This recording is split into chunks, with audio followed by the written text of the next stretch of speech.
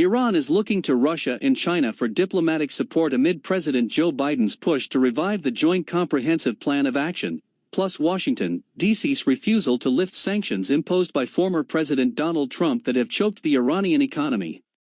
As Newsweek writes, Russia and China, both JCPOA signatories, backed Tehran through Trump's maximum pressure campaign, offering Iran export lifelines and diplomatic support. Since Biden has come into office, Moscow and Beijing have demanded his unconditional return to the JCPOA. The U.S. and Iran are stuck in a negotiating stalemate. Iran says it will not scale back its nuclear program in line with the JCPOA until all Trump-era sanctions are lifted. But Biden has ruled out easing the measures until Tehran walks back its expanded nuclear activities.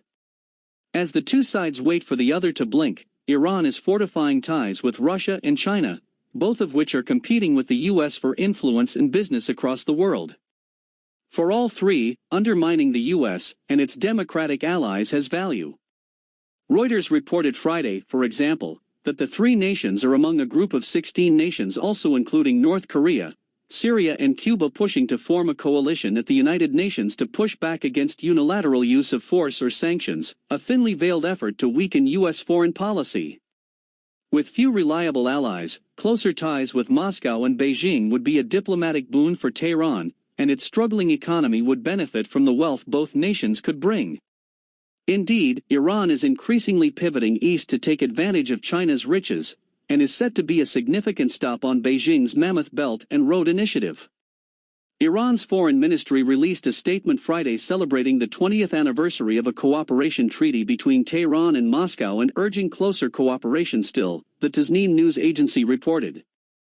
The Islamic Republic of Iran regards the Russian Federation as a powerful neighboring country, and its friend on the basis of mutual cooperation and respect, the statement read, adding Iran is willing to further enhance its relations with President Vladimir Putin's regime in all fields. The cooperation between the two countries for the fulfillment of common interests has gone beyond the level of bilateral relations, has entered the area of contributing to the regional and international security, and has become stronger more than ever, the foreign ministry said. Ties with Russia helped Iran secure access to the Sputnik V coronavirus vaccine, while Tehran continues development on its own indigenous treatments. Iran was among the first countries to be ravaged by the virus last year, and has repeatedly accused the U.S. of hampering its antiviral efforts through ever tighter sanctions. Iranian and Russian officials also met last month to hold talks on the International North-South Transport Corridor, a trade project connecting India and Russia via Iran, Azerbaijan and other nations. Russia offers a useful U.S. counterweight, but only the U.S. rivals China's economic clout. Indeed, it was Chinese imports that helped Iran survive Trump's sanctions campaign, offering a vital lifeline to the country's lucrative oil exports. Foreign Minister Javad Zarif said last month he hopes to soon finalize a 25-year economic cooperation plan with China. The agreement is not far away, Zarif said, with the deal set to hand Beijing a valuable strategic foothold in the Middle East and West Asia.